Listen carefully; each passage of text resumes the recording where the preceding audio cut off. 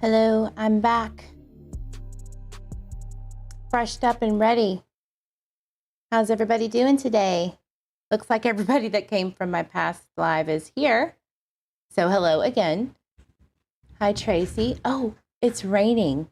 Guys, after I went off the live. Hi, Mr. Eve. Hey. As soon as I got off the live, it started raining. Oh, and a plane caught fire. A plane caught fire, my God. Whew, too much for today. Are they okay?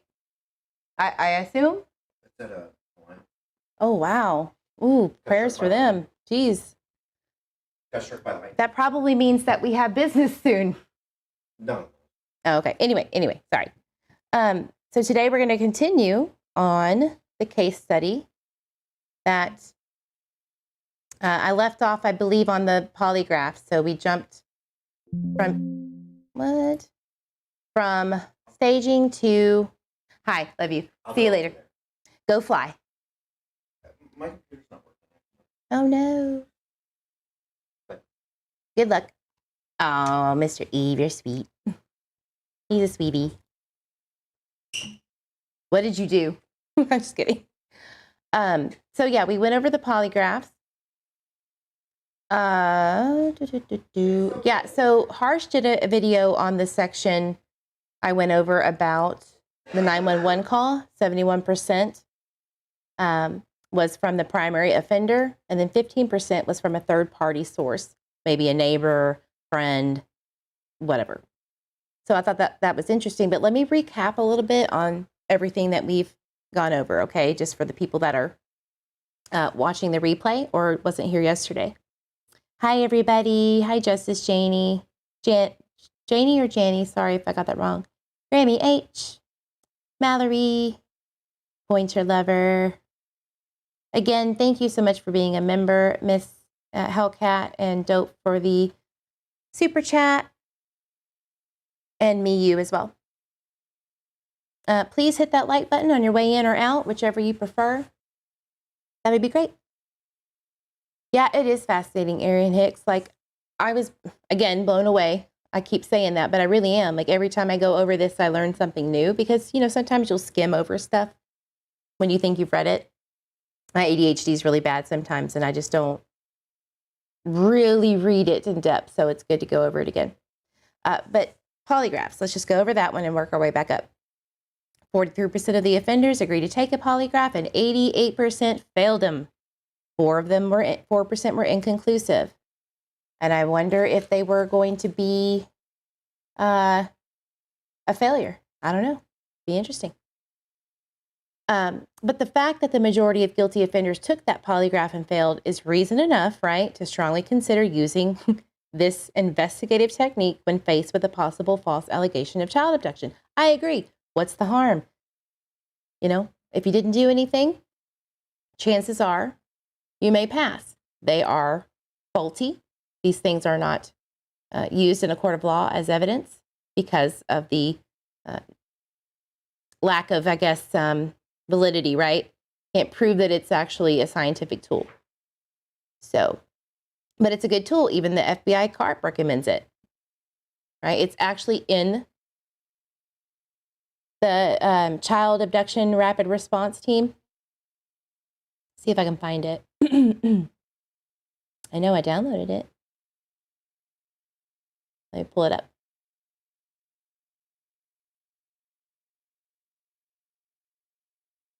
Open. Well, I hope everybody's doing okay today.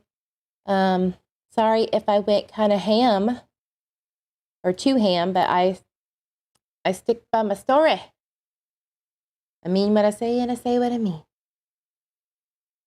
All right, so child abduction response plan, an investigative guide. So this is, from my knowledge, the most up to date. So let's see what it says about polys.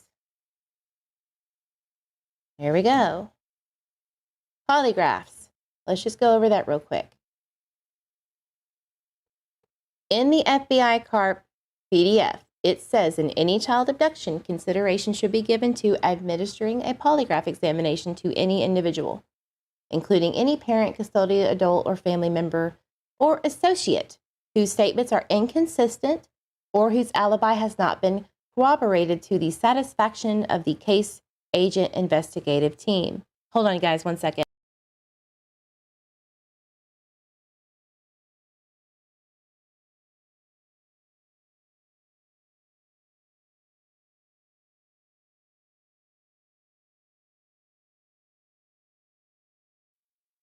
Sorry, I had to yell at Mr. Eve about some coffee. I really need some. Because he's sweet and he's going to get it for me. So, yeah, it's stating that any individual who seems kind of off, right, regarding the abduction should be potentially polygraphed, administered one. It should be administered by a veteran polygraph examiner who has conducted these examinations in abduction cases, so they know what to say, they know how to read the person who they think is kind of sketch.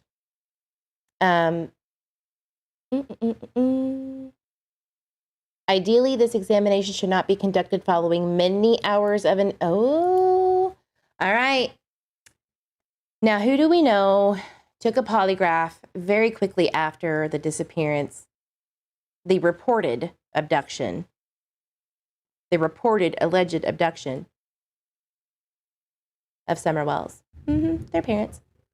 So we were told, right, that they took that polygraph right after it happened, like that night, or at least the day after, because at least I believe it was Candace who had to come back because it was inconclusive, something like that. So it should not be conducted following many hours. Good to know. Because, you know, we don't know if their heightened sense of emotions are going to skew it, or, you know, drugs. Are they on drugs? I think that, you know, drug testing should be like a given when any child is missing with the parents or whoever they were with last or around last.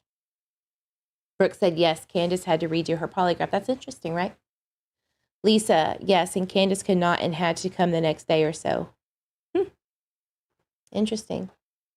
So who knows? Who knows what went down, you know? I would be interested to see what had happened in other missing children's cases who have not been found, if they did that. Either they did that or, you know, what the time was. I would love to see that, hopefully when, you know, the child gets justice.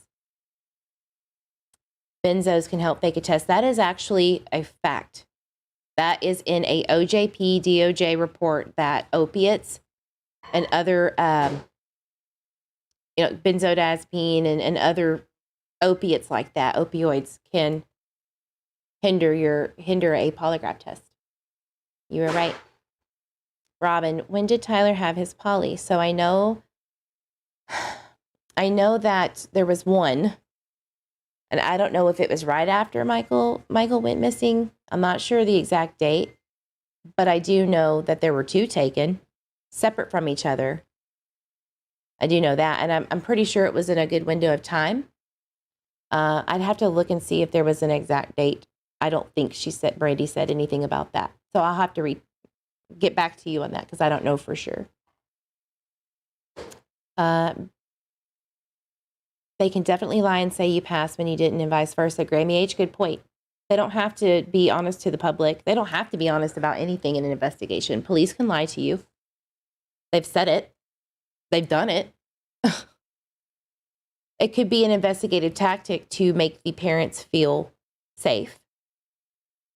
You know, I do believe that you would have more integrity justice-wise if you go to court and, you know, the defense is like, well, you know, Chief J.D. Huff said they have been extremely cooperative, yet let's just say they're trying to prosecute a parent in a grand jury indictment or something. Let's just say, not that that's the case, speculation here. They could use that and say, well, how can you say one thing and now here you are with all of this evidence to try to throw it out, especially if you don't have a body, right? And that could be the case with Summer too. You never know. Definitely to trust the law enforcement. I trust law enforcement based on their actions and their words. Like, we all know that it takes time to get certain evidence and stuff, but I feel a lot better about J.D. Huff than I do Ronnie Lawson. Thank you so much. Taste it. Did you use brown sugar? It's so good because that's all we have right now. I know, but it works. And powdered sugar. And powdered sugar. Yeah. It really tastes good. Thank you. Vanilla. Mr. Eve, everybody give black hearts for Mr. Eve. Green ones. Oh, excuse me, green ones. You can put black too. He's the best. All right, so I just wanted to show you that, even the CARP, FBI CARP PDF states, or training rather, states this. And it says, finally, prior to an administration of any examination, the polygraph examiner should be thoroughly briefed on the case and should be provided periodical updates. Examiners can be involved only in open and ongoing FBI cases. That's interesting. I wonder if that's just there. I wonder what the reasoning is behind that. Interesting. It should be noted that polygraphing can be extremely important in developing lead information, not solely in determining guilt or innocence. That is my biggest thing right there. Like, you could be innocent of harming your child.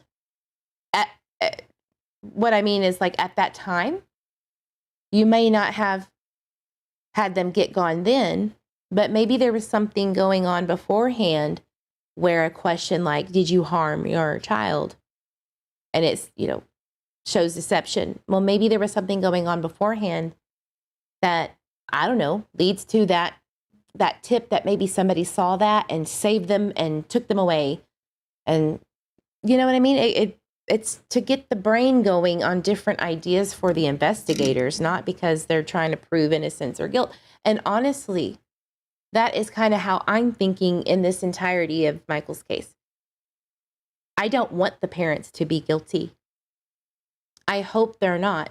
I really don't want them to be guilty because that would be horrific. I do feel that they have a key, that maybe something's being withheld. And I do feel that way. I don't have any evidence to suggest that except for the timeline discrepancies and the lies. And, the mom, Brandy, admitting to lying to protect the family, that doesn't help anything. Long black for me, Mr. Eve. Thank you for the hearts, guys. So yeah, that's kind of my thought process. And I didn't even read this section too well. So I wanted to also put this out there. The examiner should have demonstrated the demeanor necessary to deal with the range of emotions exhibited by the innocent parent suffering from the guilt feelings or the guilty offender knowing he or she is responsible for the disappearance of the death of the child. Well put. I mean,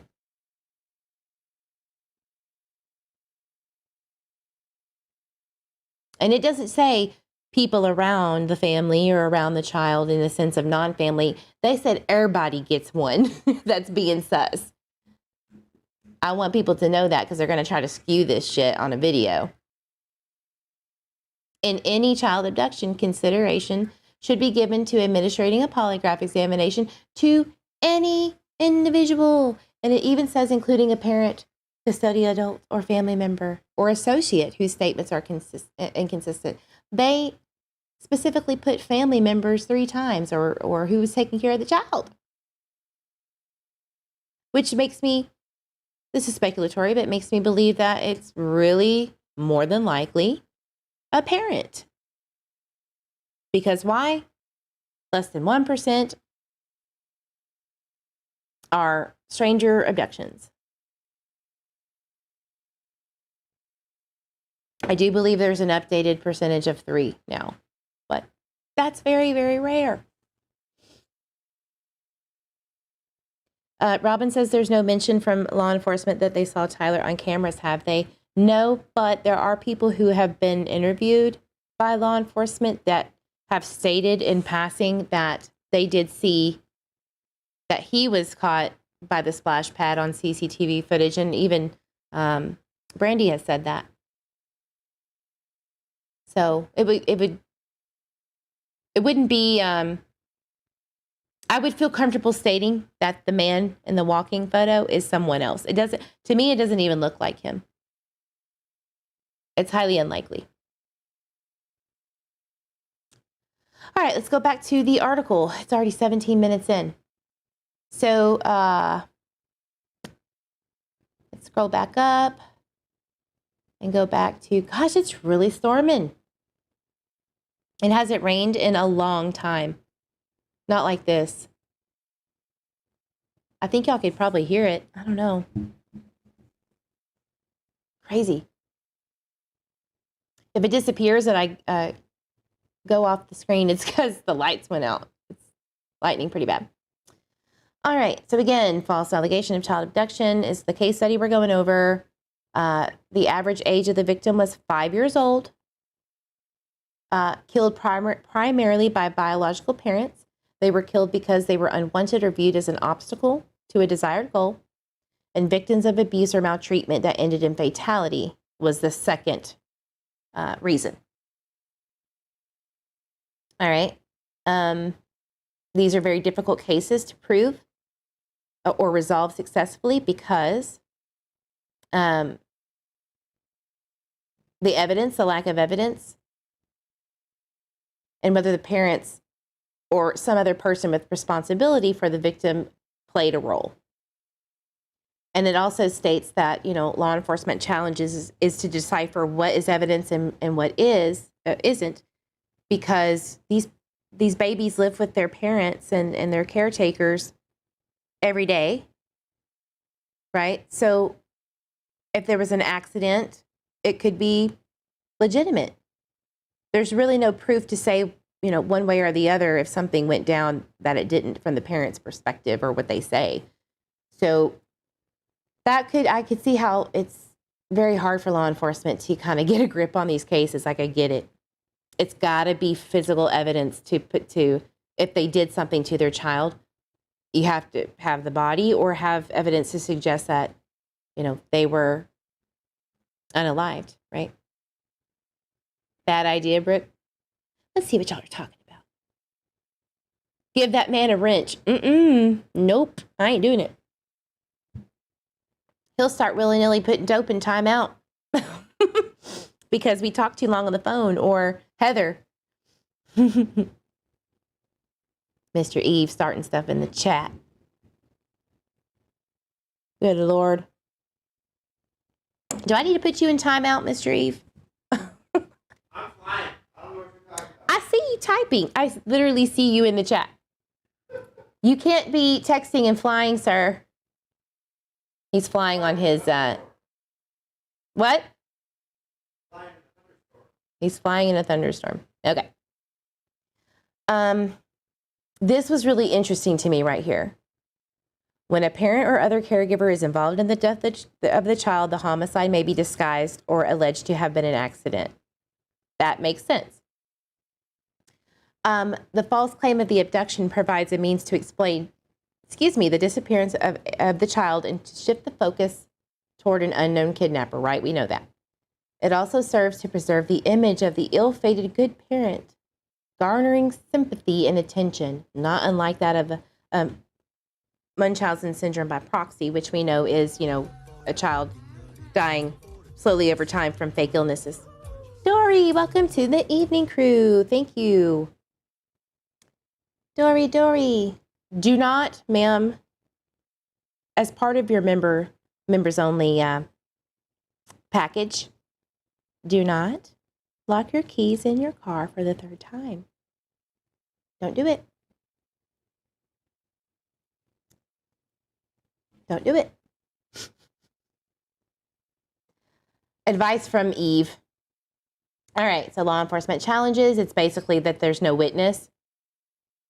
In an absence of a witness abduction, it's difficult to know for certain what happened, who took the child, right? Because they didn't.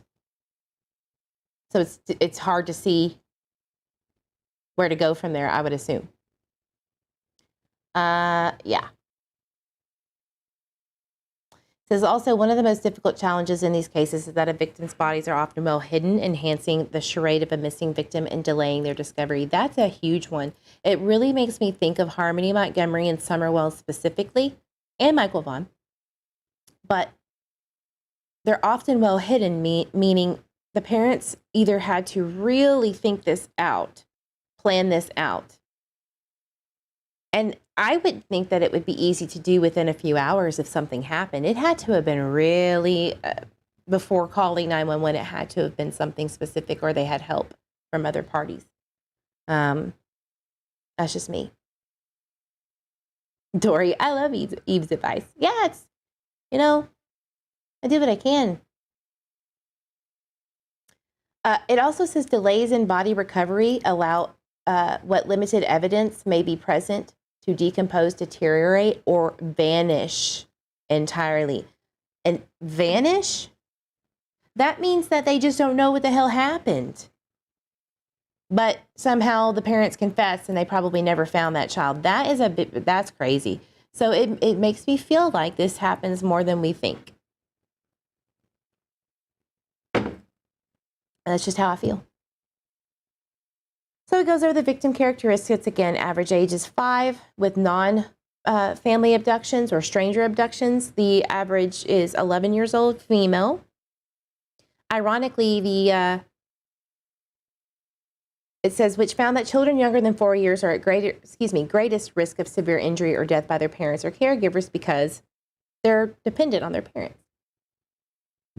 It says more than half of the victims in the study were 4 years or younger, which is why you have the 5-year-old average. All right. So primary offenders were directly responsible. Secondary either covered it up or helped, right? Half of the primary offenders were men. So 49% women. Average age is 30, 29, 30. Documented criminal history of the offender, 57%. That's pretty high. That's over half. And they were serious. Half of those, 57%, had criminal history that were serious, like assaults, SA, domestic violence.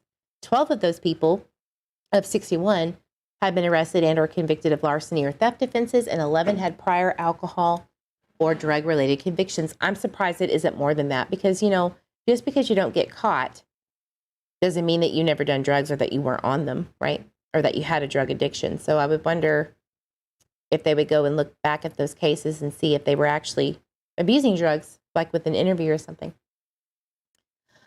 3 of them had been arrested for crimes involving some kind of deception, like bad checks, fraud, forgery, and counterfeiting and impersonification. That makes sense because they're trying to hide themselves. Very, very interesting. Here's where I bring in Summer Wells, especially with this victim-offender relationships. All right. Wow. Most common offenders being mothers. Me and Mr. Eve had a conversation about this yesterday, and he really made me kind of open my eyes to why this may be the case. Moms are typically, even to this day, more involved in the home care with children and caretaking with children, even though a lot of parents both work, right? They could get more frustrated, and not to mention social media and addiction to cell phone use could be something, getting involved in YouTube. Please take care of your children and not watch YouTube if it's being a problem, like please. And I can take that advice myself. I need to be more focused, right, with my own child when it comes to, making sure that homework is done timely and stuff. We're all guilty of that, I'm sure, from time to time. In nearly all of the cases, 93%, the victim resided with the offender. That makes sense, right? But here's the thing. It also states that victims had a higher risk of coming back into the home who were gone for a while. For instance, they were in foster care, Harmony Montgomery. or they were, with an aunt or a grandparent while they were dealing with whatever issues, and multi-sibling homes. And I can tell you that each and every case of the 6 cases, you don't see any only children with this happening to them, potentially, allegedly. Oakley had siblings. Summer had siblings. Michael had siblings. Cody Bixby had a lot of siblings. Lena had siblings. That was just mind-blowing. And then, of course, 71% of the cases, this is what Harsh made a video on. I was going to do that and lost track of time, and I was really pissed off this morning. So anyway, the 911 call, okay? So everybody's like, the 911 call, why are they releasing it? Well, it's because it's a recital. It's a firsthand recital of the incident. Please be advised that the mother states that she went for a walk, came back, and the child was missing, which was at 6:30. That tells me that the 911 call was way before 6:30, probably a good hour or 30 minutes beforehand. Like they had been, I feel like the 911 call may have been misleading in a sense of where Summer may have been. Maybe they were like, we're down here at, potentially, allegedly, this is a speculation. Maybe they were already down the road looking, called 911 from there and said, we've been looking everywhere, going down the roads, going through Simpson Loop Road, going through whatever. And it was 30 minutes. Who knows? Could have been an hour. So that's just interesting to me. The offender reported the last known sighting of the victim as their residence in 54% of the cases, 42 inside, 12 outside. So I'm going to skip over the staging because, honest to God, this one pisses me off more than anything. It's false and misleading statements by the perp, mom, dad, or caretaker. Staging can include movement and manipulation. We all know what staging is. It's trying to throw off the investigation by making it look like an abduction. But really what makes me mad about this is that it states that successful determination as to whether a crime has been staged is dependent on the investigator's ability to recognize and document inconsistency. So if you have some Joe Schmo who's never done this before, good luck. You might not get what you're needing. That's why I think the FBI should be immediately involved in alleged child abduction cases. They're going to know those things. I would hope. Someone who's trained in CARP training. Someone who is involved in, any child abduction that's active, right? They would know. They're going to see the similarities or not. To preserve for future analysis. Right? All right. This is the one that hurts, guys. We're going to get into it now. Finally, in 30 minutes of talking about this. But it kind of gets faster, guys, promise. Offender motivation. Offender motivation is often difficult for investigators. These cases are damn near difficult for each one of them just because of what they are. Let's just go ahead and wrap that up. But there may be multiple reasons for the commission of a single criminal act. There may be multiple reasons. In this study, there were ample information to assist motivation for killing 59 of 66 victims. There were an overwhelming majority of motivation already to murder them, these poor children. So let's do 59 divided by 66. That is almost 90%. It's 0.893939. So rounding it up to 90%. Said that there was ample information to assess a motivation. What are they? Their categories include victim was unwanted, which is the number 1. Punishment of abuse. Spousal revenge. So there's your top 3. And then it goes down to SA, mental illness, and then just other randomness. Awful. Victim was unwanted. that there has to be some kind of narcissism, and this is just me. This is not part of this case study. This is me. I feel like the victim unwanted has a lot of sociopathic tendencies in that person, some mental illness, some strong self ego that wants to be number one. That would make it seem like they were jealous almost, or just they were just a burden to them. And it also makes me feel like, well, what was this unwanted child? What was going on with them that made them feel that way? I hope that they stated this in here. I do know that potty training in the punishment and abuse side was overwhelming in the studies regarding CPS calls and stuff for child abuse. Crazy. New to the World Troll Order. Hello, how's it going? I'm new here on my clip channel. Good to see everyone. Hi. Welcome in. Motivations were evaluated by witness and offender statements, forensic evidence, autopsy reports, and additional case materials. Okay, here, listen. Listen to this. The study found 2 primary reasons false allegation victims died at the hands of their parents or caregivers. Unwanted, we all know that, or a fatal child abuse accident, as I've been saying, right? Children, listen to this, children who were killed because they were unwanted or often viewed as obstacles to the offender's sexual relationships. They were in the way of them getting some action. Wow. That is some selfish shit right there. These sentiments were often expressed in confessions by witnesses who had interactions with the parent or caregiver prior to the offense. Very interesting. In the Summerwells case specifically, you know. So maybe they didn't know, you know, these other people. It kind of reminds me of Scott Peterson. I think somebody said that yesterday, you know, where he was having an affair on his wife. Unfortunately, she and the unborn child were murdered at the same time, right? It's just really awful. Can we add pictures to this document? I have a few in mind. Right?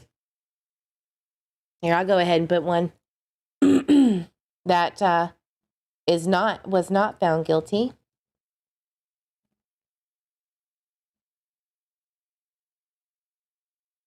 Go ahead and just put that up there. The biggest one that I've actually learned from over my research that I don't put on my videos, but I'm about to. Because she's thinking that she's slick and is about to do another, write another book or publish a book, another one, and do a documentary again. This little heifer. Ooh, makes me mad every time I look at her. Really does. The most hated woman on this channel. This one right here. Look, guys, she said Zanny the nanny took her. Now, no matter what, people, you know, I agree with the whole Xanax thing because Zanny's that's the code word for Xanax. But no, she specifically said Zanny the nanny from an apartment complex that she used to drop her off to babysit. That's a false alleged abduction. If they cleared her, she's not in trial. Oh, thank you. Eve is one of the smartest. I wouldn't say that I'm the most smart-assy one, or one of, but I'm just trying to do the best that I can, share my knowledge, right? SA was low, 1 in 5 cases involving the female children, ranging from 4 to 12, victimized by non-family members. So SA within the home seems to be really, really low.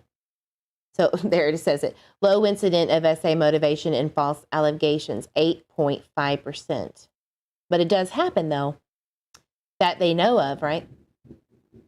Wow.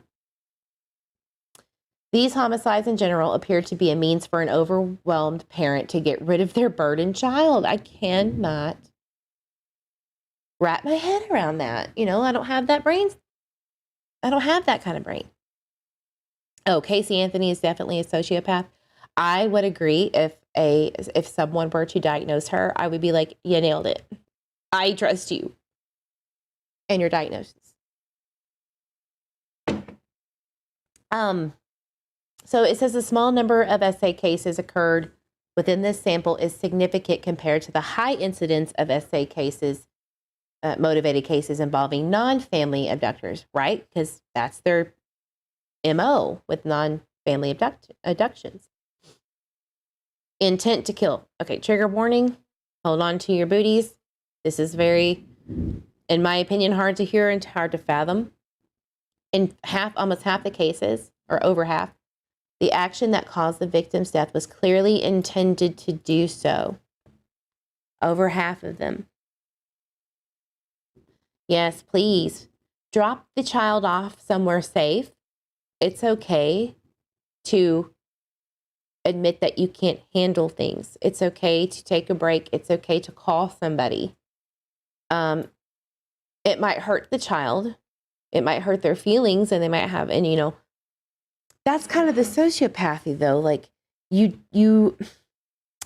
don't want this child, right? But you wouldn't let anybody else take care of them because it would make you look bad. That's where the narcissism, in my opinion, only comes into play with these types of parents. I would totally, if somebody were to say, look, if you don't take this child, I really will harm them to the point of unaliving. Will you come and get this child so I don't? Baby, I would have already had my keys in the ignition. Promise you that. Booty held. I love my viewers. So, meaning at that moment in time, the offender wanted the child to die. And over half, that's just awful. Additionally, the evidence of planning was found in 18% of the cases. So it makes me think that most of these were either that one DV incident that went too far in a sense of unaliving, right? Which is ridiculous and not okay. So spousal revenge, a lot of people in the Summer Wells case talks about spousal revenge as Candace tends to have sociopathic tendencies from people's opinions and mine only. It seems like that's a very low count compared to unwanted or punishment abuse. But it's possible, obviously. The causes of death in pre-planned offenses included blunt force trauma, drowning, gunshot wounds, drug overdose, and suffocation. And, you know, I do feel like there is a few of these in these cases. And I'm specifically talking about the 6 that we talk about most. Oakley, Cody, Lena, potentially, Michael Vaughn, Summer Wells. You know, did I say Cody? Who am I missing? Am I having a moment? Harmony. So I feel like there are multiple potential methods. In 34% of the cases, the victim's death occurred as a result of severe punishment or abuse. I feel like I'm surprised that this number isn't more. AJ Friend, I bring him up all the time with this. That was what happened to him. He was trying to hide soiled underwear and he was murdered by his mother in the most horrific way. But it had been happening for a long time. And that's why I do believe that potty training issues are huge. Bye, dope. Love ya. I've gone over this with them so many times. I'm sure they're, people in the chat who are the Twitter weasels, if you will. They know. 44% documented or undocumented physical abuse or maltreatment to these babies. Victims that died as a result of physical abuse were most often killed in conjunction with frustration on the part of an ill-equipped parent caregiver who punished the child too severely. We can go ahead and put that on the books for Adam Montgomery, who obviously abused Harmony and even admitted it. And I feel like that's what happened to her. I do. I think he didn't care. He had a history of violent tendencies. He had a history of being around people who were not only druggies, but gang violent type, you know? So I do feel like that's what happened to her. More than 1/3 of the victims, 41%, were described as difficult or different. Wow. By the offender prior to the incident. So let's think about that. Average age is 5 of these victims. What is the most difficult part of that age? Well, listening, right? Following orders, just like a toddler, right? But because they're more outspoken, most of them, right? I feel like that temper tantrum stage kind of comes back into play from 6, 7, and 8, right? And maybe because they can speak a little bit more clearly than when they were 2, 3, 4. Maybe that's why. Now they can react in a different way to a parent and they get frustrated. That's just me. But yeah, every child's different. They are on different levels mentally sometimes. Maybe the hyperactive thing. And maybe there's a correlation between too much screen time. I don't know. Maybe they can do another case study off of this. I hope. Listen. Research in child homicide has reflected that toilet training accidents in young children are often the provocation for physical punishment, sometimes resulting in death. That's a big one. Because I do feel like that makes sense. Let's just say you're on drugs as a parent, or, you have violent criminal tendencies, which usually is drugs, violence, arson, and all that stuff, DV. That would make sense that would push someone over the edge who doesn't want to clean it up again and again, because potty training is brutal. We all know it. It stinks. It's nasty. You got to wash the clothes again, and it's hard. But they don't deserve to die because of it, right? But I'm just saying, that makes sense to me. Yeah, the subterranean truth apparatus. No, I'm glad toilet training was easy in your situation, but in mine, we're doing it right now. And no, we stay up all hours of the night sometimes. Sometimes it doesn't go anywhere. And, my child is doing that whole withholding thing because he doesn't want to stop what he's doing because he's very stubborn. He gets it from Mr. Eve. And so it actually causes problems for him. So then we have to start over again. So it's pretty bad, pretty hard, but you just got to be patient and obviously not be violent and do drugs. That would probably help things, right? Yeah, you just do it with love. Yeah. It's just potty training. This is the part of life. If you can't handle that, you should, in my opinion, you need help. If that's something that you can't deal with, you need help. Mental illness and lack of anger management, which could be heightened with drug use. Exactly. That's exactly what I think. Yep.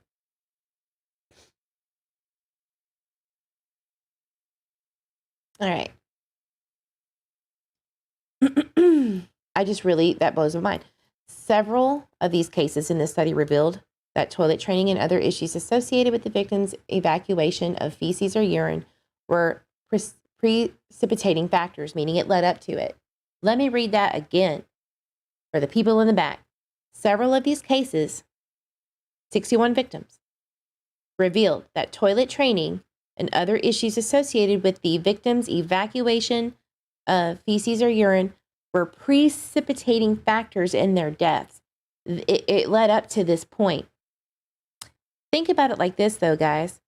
If you're in a traumatic household that's unstable, which is what they said in the study earlier, kids who are traumatized, do you think that they're going to be able to hold their pee and poop if they're getting yelled at? There's a fear of always being getting in trouble. They're the unwanted child. Like I know for a fact that potty training issues are higher in children with domestic abuse situations and drugs in the home and violence. It makes sense. They don't have the same control as an adult. Oh no, Mr. Baby Toddler Eve is turning 4 very soon this month, at the end of the month. Yeah, we're going to go to Colorado. No one with mental illness and drug abuse don't need their kids. Look what happened with baby Cash. Yeah. The other cases in this study involved accidental or unexplained killings. For example, 2 cases involved the offender's physical attempts to silence the victim's insistent crying. This case study is brutal sometimes. The primary cause of death could be determined in 80% of the cases. All right. So there were 61 victims.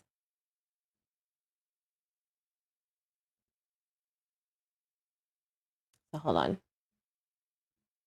Wow.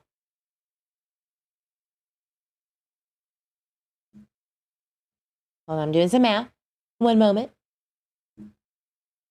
So 48 of the 61 victims. 48 of the 61 victims.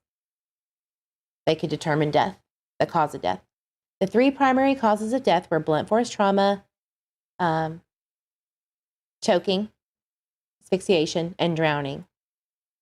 Again, 39% of the people that do this are mothers. And most of the time they do the asphyxiation. Let me clarify that. When cause of death was known, both men and women tend to use blunt force trauma and asphyxiation. Okay, correction. So both of them, mom and dad. All of the drowning deaths were committed by females, female offenders. All of them. Wow. The more aggressive causes of death were committed primarily by men, including gunshots, stabbing, and 2 ligature strangulations. Ugh, so awful. A weapon was used by the offender in 29% of the cases. There were 18% of victims with unknown cause of death because of decomposition of remains were too advanced or they were never recovered. 1 child was recovered alive after being left for dead. Y'all. Wow. That is awful. Yeah. When I told you hang on to your booties, I really meant it in this case study. All right, postmortem injury. So the autopsy. 10 of the offenders inflicted postmortem injuries to their victim. Oh my God. This one was hard for me to read, and I don't think I did. Postmortem injuries. Hi, BCD. So glad you're here. Everybody give a big heart to BCD. I love her content. I've been following her since I joined YouTube. I'm so glad she's here because I really appreciate the way she does her videos. And please go check her out and hit the like button and subscribe. You will not be sorry. 7 of the 10 children murdered by these offenders were dismembered or set on fire to conceal them. You have got to be a psychopath. Got to be to do this to little babies. I'm floored. And I would like for, creators out there to, if they haven't already, to see what fires went on either the day before or the weekend before Summer went missing and the day after. I would really like to see if there was any kind of random fires because I do feel like it could be a possibility, right? Because that one day when the shrub fires went everywhere, it really made me kind of side-eye that. Like there could be a possibility, right? Cuts on some of them after they died. That's a hard one to go over. Even the NCAVC, which is the National Center for analysis of violent crime, which is great for studies, right? Preliminary results have shown post-mortem mutilation in only 3 cases. So that's awful.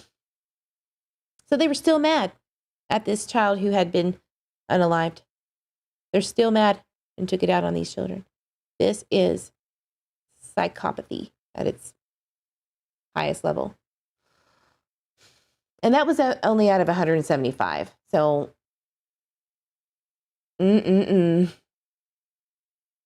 Oh, and those were ritualistic in a SA way. And I do know that there are cults, parents that are, in cults that harm their children, right? So that's probably potentially where that came from. Because I have heard of 2 horrific, I do not want anybody to go look up that case back in the 60s and 1978 about that. It's probably, that is probably one of these case studies, one of the victims in this case study. As discussed earlier, non-family child abductors are generally more concerned with expediency than efficiency in body disposal. Yeah, because they want to get out of Dodge. They don't want to, they're probably not worried about necessarily the disposal of the person, a child, rather than to get out of Dodge, right? Yeah, Brooke, that's the one. You can always internet maps of the time she went missing in the timelines. Yeah, I've already got all of that. I do. So, body disposal. Think about Summer and Harmony, specifically in this case, and Cody, all right? Excuse me. Oakley, Cody, Harmony, Summer, all right? Specifically. A significant characteristic of false allegations of child abduction is the time and effort spent by some offenders in disposing of the victim's body. This is why in the Michael Vaughn case, I feel like he would have been found by now. Even the I think her name is Cynthia, one of the neighbors who got interviewed, was like, if he wandered off, we would have found him by now. And then I thought to myself, well, if he was taken by someone nefarious who wanted to just get rid of him very quickly and like do a crime and then get rid of him, they would have found him by now. That's just my opinion. Recognizing that investigators must first focus on family members and caregivers in a missing child investigation, and that the investigation will involve extensive searches of the areas in and around the victim's home. Brandy Neal said that they went in there 7 times. 7 times. Offenders often go to great lengths to ensure that their victims are not found. Hey, Nubia and Max UK, welcome in. So most of them, 65%, occur in the home, inside the home. The majority of the victims were disposed outdoors, 73%. Wow. The primary method of body disposal was dumping above ground, 29%, followed by placement in water,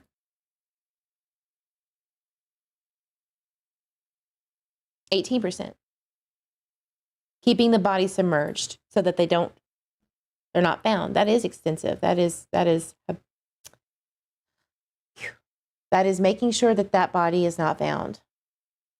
Covering it up. Brooke says none of these cases would have occurred without neglectful or homicidal parents, right? Makes me sick. Did I miss something?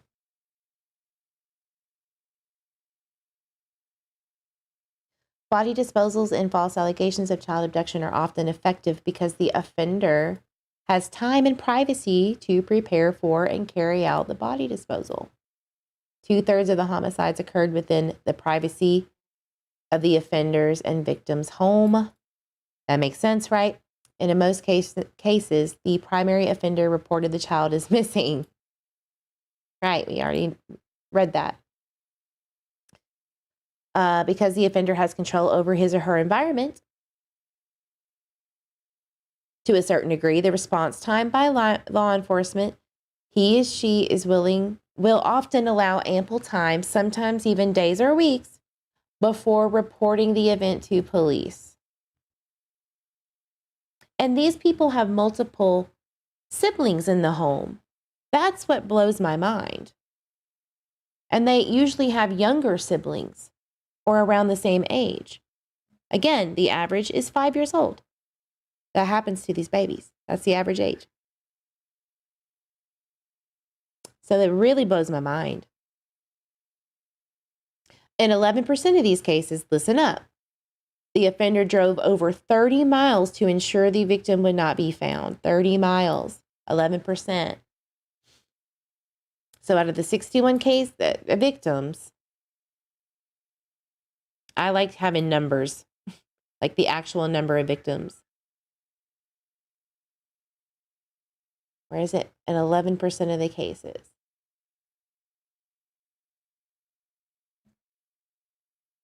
So 0.61 times 0.11.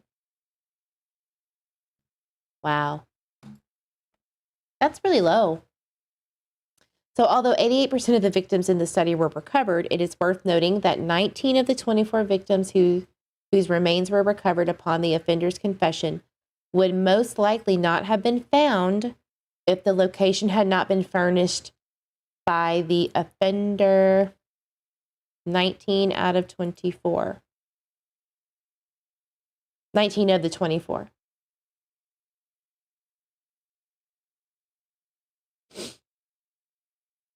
Remains were enclosed. So you know what that tells me?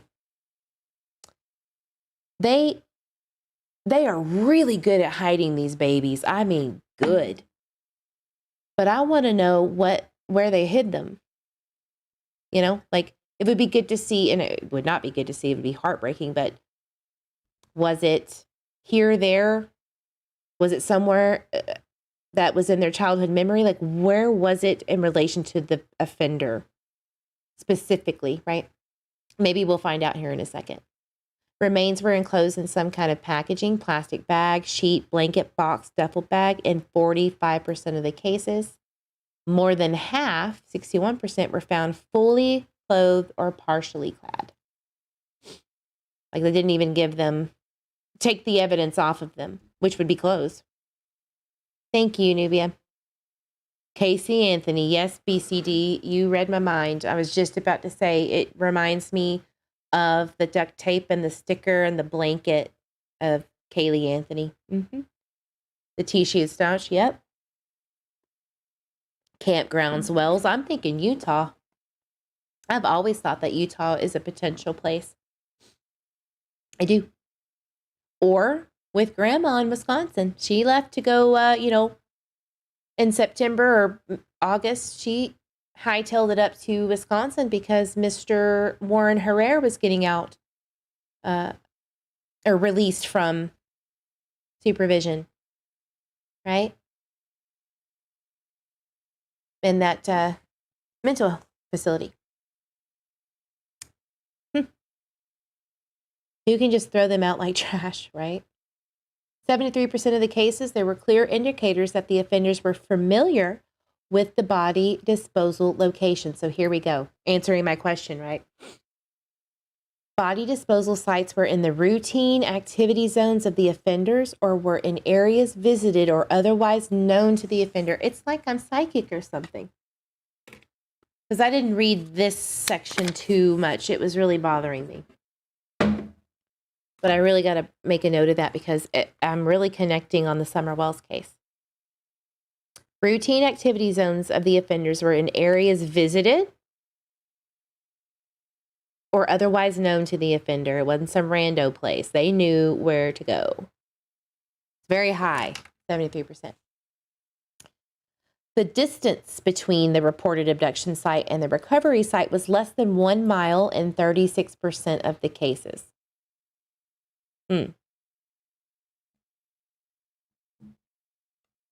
That is crazy.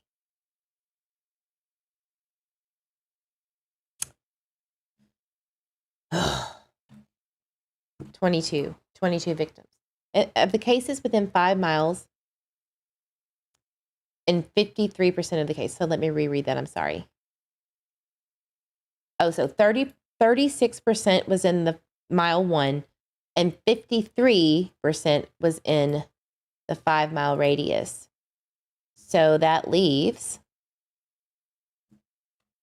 11%, as I said earlier, drove over 30 miles. So do you think, guys, that Summer Wells or any of all of these babies who have not been found are over 30 miles away? And if so, who helped them get gone 30 miles away, over 30 miles?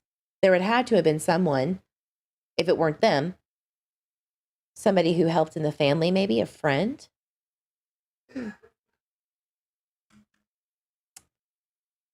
False allegation offenders return to the site of disposal, either to move the victim or to further conceal the victim's remains in 15% of the cases. Do we know if Dawn and Candace went anywhere specifically within the first 3 weeks to a month? That would be something to kind of consider, right? And even Oakley Carlson's parents. I mean, the dad was a law enforcement officer at one time. We've all thought that, Summer was moved. I think most of us feel that way. So there is a example here, but I'm not going to get into that. We're almost done. Thank gosh. Crime scene searches. This is a big one. 68% of the offenses occurred in or around the victim's home, which presents a challenge for search teams, right? Focus on finding evidence, right? In non-family child abductions, homicides, the murder site is the most important site in terms of physical evidence associated with the killer, right? But because of these false allegations of child abduction murders, this evidence is naturally occurring in the victim's home environment. Like I said yesterday, oh, well, yeah, the baby hit their head on this table and it kind of split their head open. She wasn't really paying attention. Totally possible, right? It happens.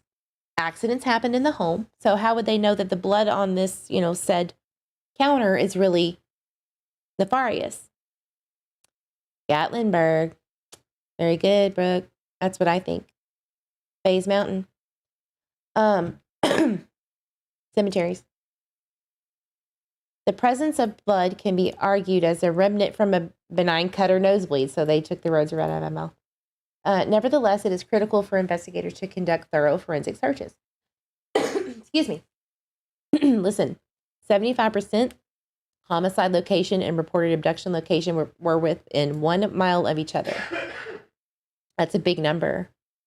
Extensive searches focusing within 1 mile of the reported abduction site, conducted in tandem with an examination of the victim family background and interpersonal dynamics, will substantially improve the odds of solving the case. That is one of my favorite lines right here. When something in a case study says it's going to really freaking help you solve this case, I'm on it. So let's highlight that bad boy in a different color.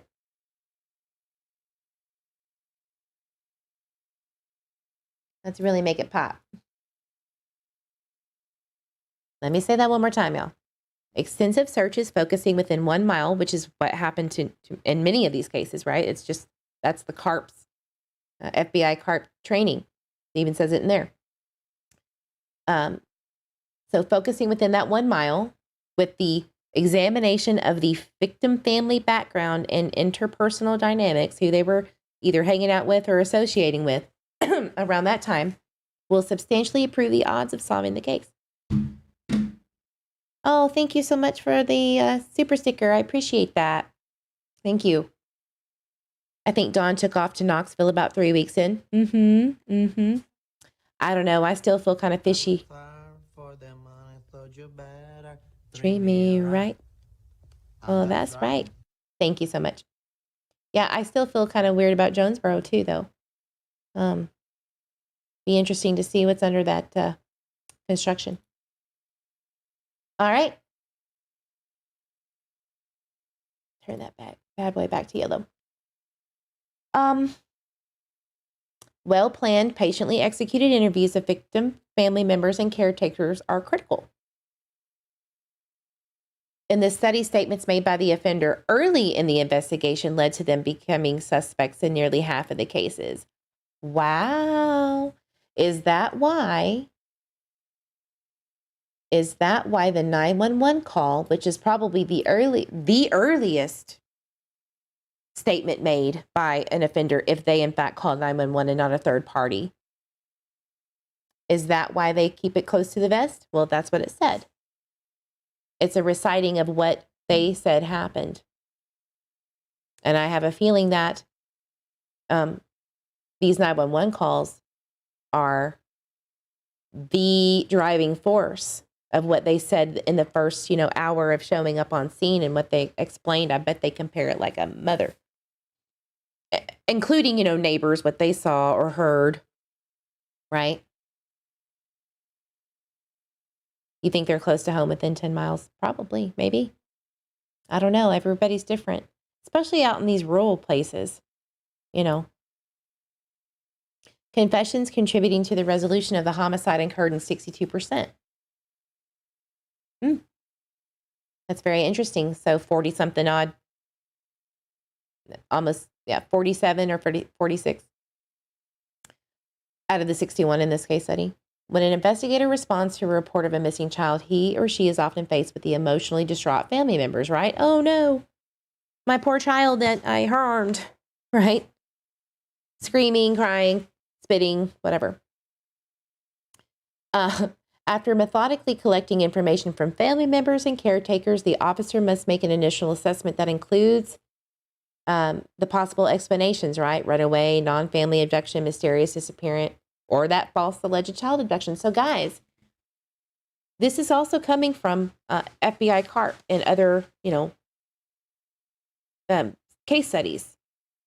It's specifically saying possible explanations. The most rare, which is non-family abduction, runaway, which is usually in, teens and up, 10, 11, 12 plus. Hold on.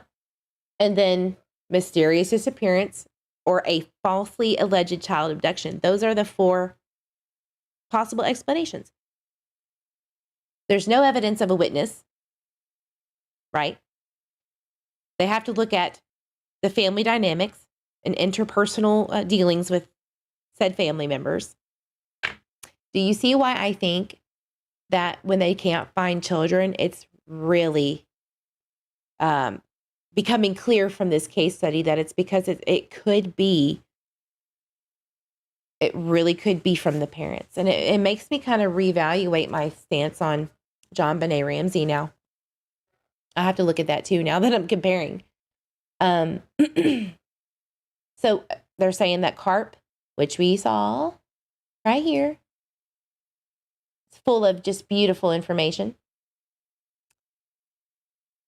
is an invaluable tool. And I agree. I think it's a beautiful, very well thought out, very intensively studied view of, you could kind of tell in the FBI CARP team training that it took a while. It took a long time to write that. And it's very thorough. You can kind of get clues on it to what has happened in the past, right? That's why it's training. Anyway, I'm rambling. So this CARP training is checklist, standardized forms. There's so much in there. It's ridiculous. It's so good. But we're going to skip over that because we're running out of time or overtime. So let's go real quick over the family background, right? It's vitally important to obtain background information on the family, obviously. Offenders who kill children in their care and report them missing often have histories of relationship problems, financial hardships, and physical or an emotional detachment from the victims and other pre-incident stressors. Like, what was it that I looked up the other day? Adult antisocial personality disorder, where they have an antisocial view of other people, right? They don't like to interact much. They're withdrawn Chris Watts vibes, right? So interviews of relatives, neighbors, acquaintances, and former intimate partners can provide valuable insight. Makes sense? Yeah. But that antisocial personality disorder, I really feel like is a big key. It didn't say it in here. That's my speculation, though. Victimology report, FBI does that in these cases. Their lifestyles. And that's why I think the men usually tend to get targeted in these cases. But obviously, the 39% versus 3 of men, maybe they should be looking at both equally. So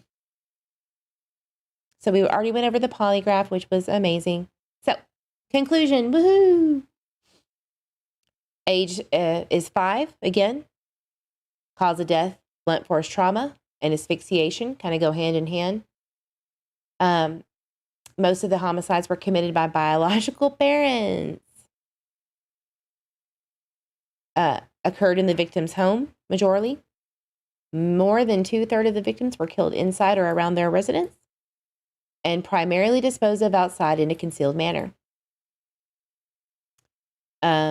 The offending party was most often the reporting party, and there were pre-incident stressors and offender-victim attachment issues leading up to the child's homicide. And again, I want to repeat that what was that pre-incident stressor? Potty training issues. Overwhelmingly.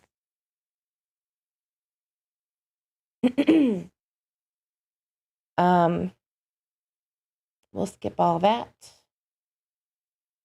From an investigative perspective, fully explored family backgrounds, focused forensic searches of the victim's residence, and well-executed offender interviews were especially helpful, as were polygraph examinations.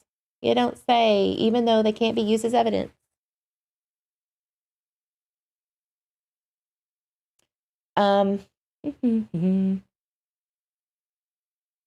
So the preliminary research suggests that the characteristics of these offenses are more in line with domestic violence child homicides than non-family child abductions. Continued research is necessary. I am waiting. FBI, OJP, whoever, Miss Kathleen, the one that led this case study, please update us, because I want to know how COVID skewed these numbers. I do. It's just blows my mind. That's it. Took 2 days to go over in 3 hours. What do y'all think? I really want to know what you think. If you're watching later, in the comment section.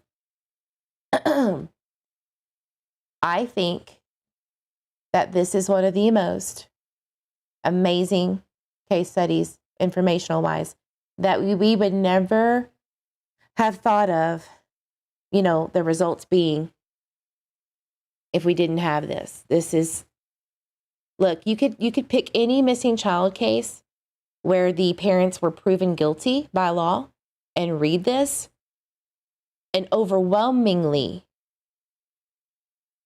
it is similar than not. Like, they're in these statistics somehow with some variables, because everybody's different, right? It's huge.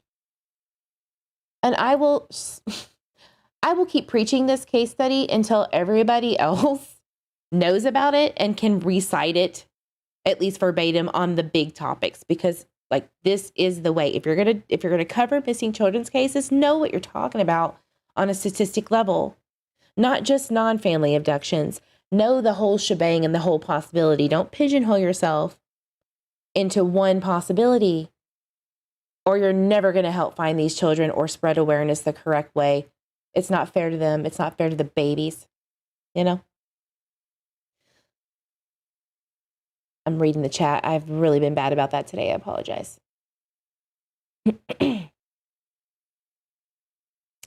Who was the woman with them during the press conference? There were 2 women in Tyler. So Brandy's sister came from Tennessee to support her.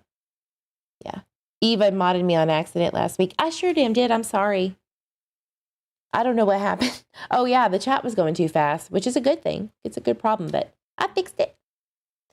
All right, guys, I'm going to get off of here. It's close to getting baby Eve home, and I'm going to be making some videos in the next few days. I'm going to take tomorrow off from any lives. I think I've gone live enough, and it's Tuesday. So be looking for some videos. It's going to be good stuff. All right, guys. Thank you all who gave super chats and super stickers. I appreciate you so much. Drink some water. Take care of yourself. Be thankful for what you have. Let's spread information, not misinformation. Hug your babies. Hug yourself, your fur babies. Let's get these babies home with knowledge. Bare minimum. All right, guys. See you on the next live. Bye.